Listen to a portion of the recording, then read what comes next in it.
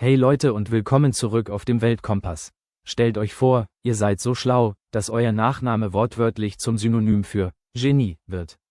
Heute reden wir über den Mann, die Legende, den Erfinder der wildesten Frisur der Physikgeschichte. Albert Einstein. Aber bevor wir uns das Gehirn verknoten, tut mir einen Gefallen und hämmert auf den Abo-Button, als wärt ihr Thor mit seinem Hammer. Lasst ein Like da, damit der YouTube-Algorithmus merkt, dass wir hier schlaue Sachen machen. Kostet nix, bringt gutes Karma, versprochen. Also, wo fing alles an? Albert wurde am 14. März 1879 in Ulm geboren. Ja, genau, in Deutschland. Der Start war aber gar nicht so genial. Der kleine Albert hat erst super spät angefangen zu sprechen. Seine Eltern dachten echt, mit dem Jungen stimmt was nicht. Tja, falsch gedacht. Als er etwa 5 war, schenkte ihm sein Vater einen Kompass. Und da hat es, Klick, gemacht. Er wollte verstehen, warum die Nadel sich bewegt. Die Neugier war geweckt. In der Schule war er übrigens gar nicht so schlecht, wie alle immer sagen. Er hatte nur keinen Bock auf stures Auswendiglernen und strenge Lehrer. Er war eher der rebellische Typ. Spulen wir vor ins Jahr 1905. Einstein arbeitet beim Patentamt in der Schweiz. Eigentlich ein langweiliger Job, oder? Aber während er da saß, hat er in seiner Freizeit mal eben die Physik komplett auf den Kopf gestellt. In diesem einen Jahr hat er 4 bahnbrechende Arbeiten veröffentlicht. Darunter war auch die Sache, die ihn weltberühmt gemacht hat. Die Formel, die jeder auf T-Shirts druckt, aber kaum einer kapiert. E ist gleich mc hoch 2.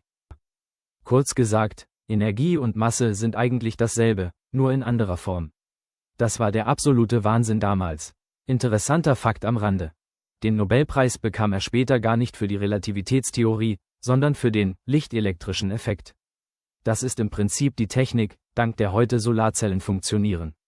Danke, Albert. Später zog er in die USA, nach Princeton, und wurde der erste richtige Popstar der Wissenschaft. Überall, wo er auftauchte, waren Kameras. Er war bekannt für seinen Humor, seine fehlenden Socken, ja, er hat Socken gehasst, und natürlich die Haare. Am 18. April 1955 endete seine Reise dann in Princeton. Er starb im Alter von 76 Jahren. Und jetzt kommt das Tragische. Seine allerletzten Worte hat er auf Deutsch gemurmelt. Aber die Krankenschwester, die bei ihm war, verstand nur Englisch. Seine letzten Gedanken sind also für immer verloren gegangen. Ziemlich mysteriös, oder? Aber sein Erbe bleibt. Ohne ihn gäbe es kein GPS, keine Laser und wir würden das Universum heute ganz anders sehen. So, Freunde des Weltkompass, jetzt seid ihr dran. Was würdet ihr lieber haben? Einsteins Gehirn oder seine Haare?